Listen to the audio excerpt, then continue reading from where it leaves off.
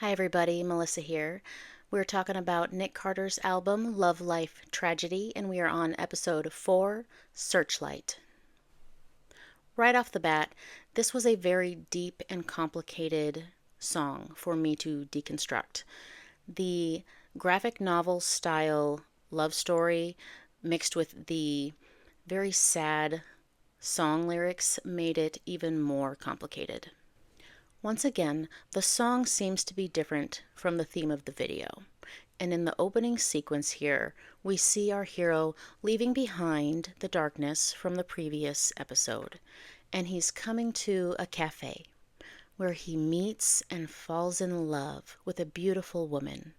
And the imagery is just positive and lovely. But lyrically here, he also says that he might have been naive to think that heartbreak wouldn't happen to them. And he also says that their love fell away. And even though through the first chorus we're watching their love story grow, we're actually hearing the story of their ending. In this scene, his love is walking home after work, and she's being stalked by the darkness. Our hero goes to the cafe to search for her, but she's gone.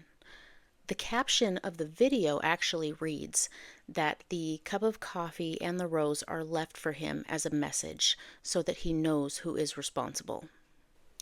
For the darkness to set this trap for him is very sad and symbolic of the ways that our own personal demons can sabotage our own happiness in life sometimes. He was finally feeling at ease and feeling real love for the first time. But this darkness inside him that he just can't seem to shake was just waiting there to sabotage him. This scene also aligns with the lyrics, "Said I won't go back again, and I know that this is the end." This, to me, makes the cafe feel kind of like a symbolic place, like a happy place, where maybe they shared some happy memories and where his metaphorical cup was full. But now there's nothing left but the darkness and the memories. Still, our hero is desperate to find her and to feel love again. He runs to her home, but it's empty and in complete disarray, with the evil eyes watching from the dark corner. The chorus cries out, "Send out a searchlight," where on paper, our hero is searching for his love, but lyrically, he is begging the universe to reveal to him why. Why can't he give any more than he already has? He explains that he's given everything. He wants to try so bad, but I gave you all that I had. Now I got nothing left. So when he cries out, "Send out a searchlight," it's like he's begging for help for himself, to find the strength to risk the tears again, to feel that love one more time when he already knows the story's over. However, within the story, our hero's heart still beams slightly with a small blue hue, like a small beacon of hope as he searches for his love. Eventually, the beacon dies out, and he's still searching through dark, empty spaces. He eventually finds the villain waiting for him. Here, the villain eventually turns away, and our hero is able to step into a small patch of light where he finds his love sitting alone. She seems to be a shell of her former self, but she stands with him, hand in hand, nevertheless.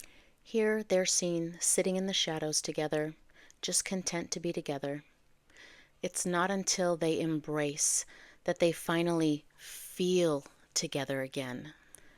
To me, this video feels like a manifestation of wishful thinking from someone who yearns so badly to be able to open that door to love again.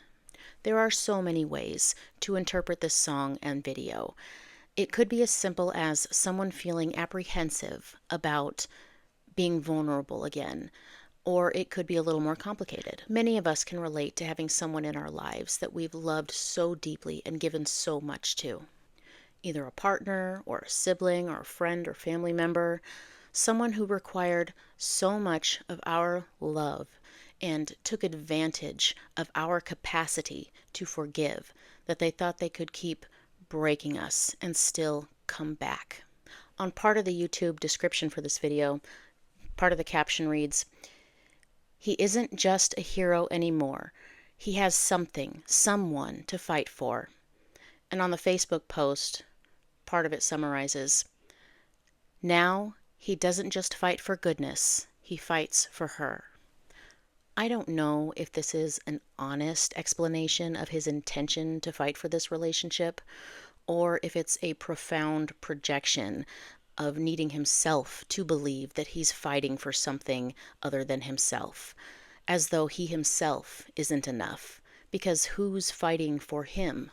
The video is beautiful and sad as he wrestles with his inner darkness to find out how he can have the capacity to love himself and the other person. And lyrically, he is pleading for help, to show him how to open his heart again. Even if it means just one more tear to cry, it would mean one more chance to be wrapped up in that moment again with the person he loves.